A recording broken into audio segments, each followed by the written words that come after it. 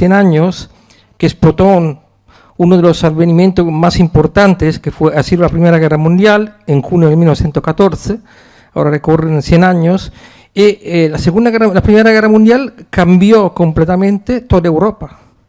Cambió la forma de ser de las personas, cambió las costumbres, cambió la economía. Quizá yo no soy un experto, a lo mejor la crisis del 29 tuvo algo que ver con el primer conflicto, no lo sé. Pero con esto quiero decir, ¿estamos realmente seguros que este camino de transición irá por estos raíles que ahora parecen tan firmes, tan sólidos y tan definidos? ¿O vemos que se están moviendo cosas? Se están observando movimientos inclusive en países alejados, decimos, de la Europa, de la nuestra Europa. Esto es mi pregunta, es una inquietud importante, creo. A ver, las actuaciones de la humanidad, cualquier actuación, nunca es producto de un fenómeno que suceda en un momento determinado, a no ser evidentemente que estemos hablando de un cataclismo, ¿no? Como por ejemplo el tsunami. Dejando al margen los cataclismos, las actuaciones humanas siempre son fruto de una acumulación de hechos que se producen a lo largo de un periodo y que luego cristalizan en un conjunto de actuaciones que dan lugar a... Entonces, claro, la gran ventaja que tiene la historia es que nos permite analizar esto que ha sucedido. Mire, y entonces, claro, nos damos cuenta de que es inevitable. Hoy en día se sabe, se ha llegado a la conclusión de que la Gran Depresión, de que el crash del 29 fue inevitable. O sea, era inevitable. ¿Por qué era inevitable? Porque la productividad entre 1923 y 1928 se disparó. Esto fue algo que fue fruto de la propia evolución tecnológica, de la Primera Guerra Mundial, etcétera, etcétera. Se disparó la productividad. Entonces, claro, tuvieron que inventarse sistemas para dar salida a esta producción obtenida, esta hiperproducción obtenida con la productividad. Claro, esto ahora se ha aprendido. Bien, ¿cuál es lo que ahora entiendo yo que está influyendo muchísimo en las decisiones que se están tomando? Hasta los años 70, y no es una crítica de verdad, hasta los años 70 se pensaba que la oferta de recursos era ilimitada. Hoy se sabe que no. Hoy se sabe que los recursos no son ilimitados.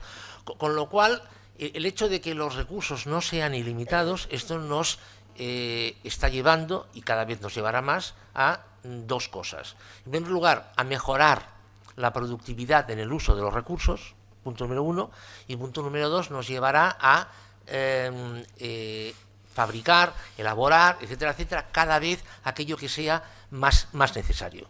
Por eso yo antes ponía el ejemplo un poco en broma de que no se va a permitir que en cada automóvil vaya solamente una persona. O sea, es que porque eso es desperdiciar recursos. Claro, usted plantea una cosa que es muy interesante y esto se ha abordado, ¿no? Claro, si resulta que Europa o Estados Unidos o Japón han tenido 35 o 40 años de un bienestar brutal, es cierto que es sustentado sobre endeudamiento, pero bueno, brutal, claro, ¿por qué otros países no tienen derecho a este bienestar, ¿no? Es decir, si en Estados Unidos el estadounidense medio se cambia de automóvil cada 2,5 años, claro, la pregunta es ¿por qué un ciudadano chino no podrá llegar a cambiarse de automóvil cada 2,5 años, ¿no? O sea, la pregunta tiene mucha lógica. Bien, no podrá porque no se lo permitirán. Porque si China tuviese hoy una tasa de automóviles por 1000 habitantes como la que tiene Estados Unidos, China sola se bebería el 100% del petróleo del mundo. Y no se lo van a permitir. Pero no se lo van a permitir o no se lo van a permitir. Es decir, una de las cosas a la que vamos ahora es a una mucho mayor regulación, mucho mayor intervención, etcétera, etcétera, a todos los niveles, y yo lo que rezo muchísimo es para que esto se explique muy bien. Claro, usted mira, pero que hay incluso hay un tema de injusticia metafísica, ¿no? Es decir, Francia, Reino Unido, Dinamarca han podido dilapidar, han podido hipergastar, han podido hiperconsumir y China no va a poder. Pues no va a poder. No va a poder. O sea, en el Imperio Romano, pero es que esto ha pasado siempre, o sea, el Imperio Romano vivió años realmente muy buenos, hablo de la población, realmente muy buenos, y sin embargo, por ejemplo, la provincia de Tracia eran todos esclavos prácticamente. Entonces, bueno, ¿la historia está plagada de injusticias? Sí, la historia está plagada de injusticias, claro que sí. O sea, tal vez sea porque somos humanos y no somos ángeles.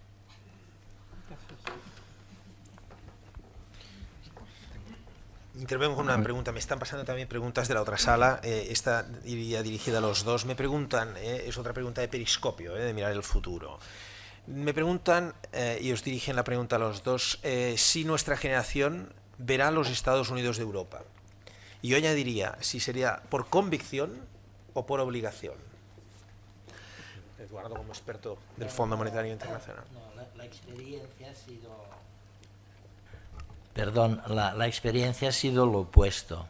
O sea, hemos salido de enclaves geográficos relativamente pequeños, odiábamos al vecino, si podíamos le cortábamos la cabeza o la mano. Esa ha sido la historia del mundo hasta hace muy poco tiempo, ¿no? O sea, bueno, ahora es cierto que empieza a cambiar y que se mira con... Pero vete por Asia o por África y verás que el país vecino sigue siendo el gran enemigo, ¿no? No, yo creo que nacemos de esta manera y nos va a costar mucho tiempo y esfuerzo el hacernos unas personas abiertas a los demás, simpáticos. Hemos tenido que aprender, no sé cómo lo llaman, pero para poder hablarse, la gente que estaba, que era ciudadano de estos pequeños estados estatizados, tenía que vestirse, tenía que adornarse, tenía que presentarse de otra manera para que le hicieran caso.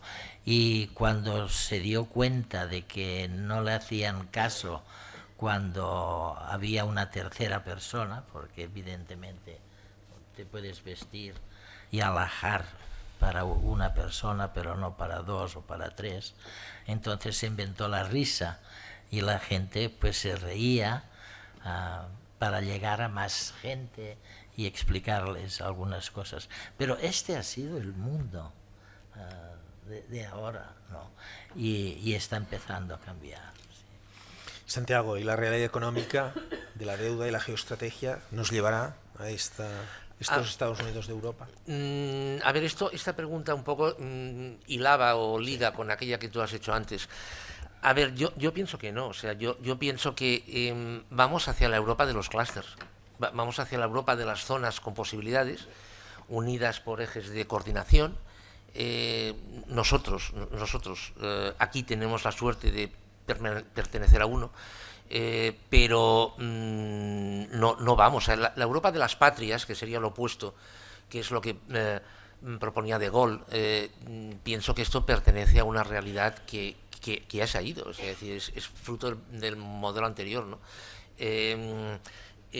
Se resolverá el tema de la deuda, se resolverá el tema del déficit, porque se tiene que resolver, evidentemente, pero yo pienso que vamos hacia zonas potentes, con posibilidades, y zonas con no posibilidades. Tracia. Sí, por ejemplo. Bueno, a mí me gustaría empezar por el doctor Santiago Niño. Ha comentado que se está trabajando en gestionar la salida de la crisis. Y un poco, me gustaría, si lo sabe, un poco decir quiénes son, si es un grupo de políticos o doctores. Y luego a Eduard Punset, sisplau.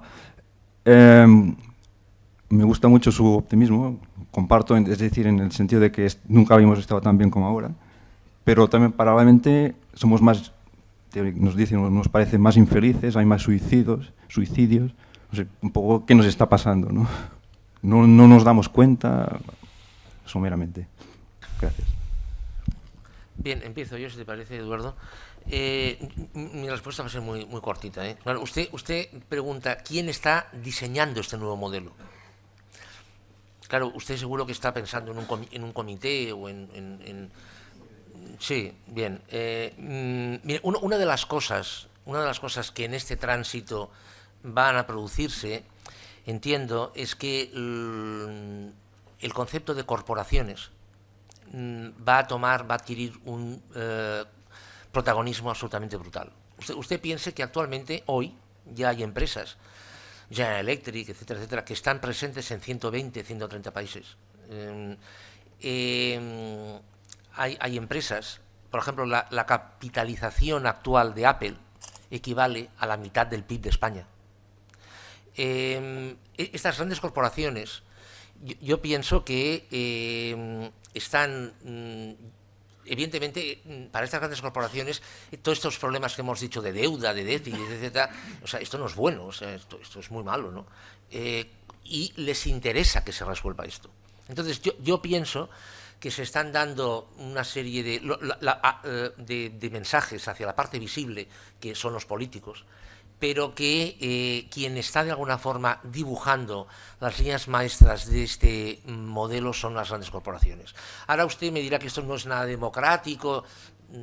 Pues no lo es. No lo es, o sea, ¿para qué nos vamos a engañar? Esta es una situación de emergencia, se tienen que diseñar otras cosas, con lo cual el resumen de esto sería que las grandes corporaciones, puede que no visiblemente, pero sí por detrás van a adquirir un protagonismo realmente enorme. No, solo anunciaros que en noviembre, me parece que es en noviembre o en octubre, publico un libro nuevo en donde doy mucha importancia, mucha esperanza al, ¿cómo lo llamábamos? Al sentimiento liberal, ¿no? Pero liberal del siglo XVIII. ¿Cómo era? ¿Pan liberales o...? ¿Cómo? ¿Perdón?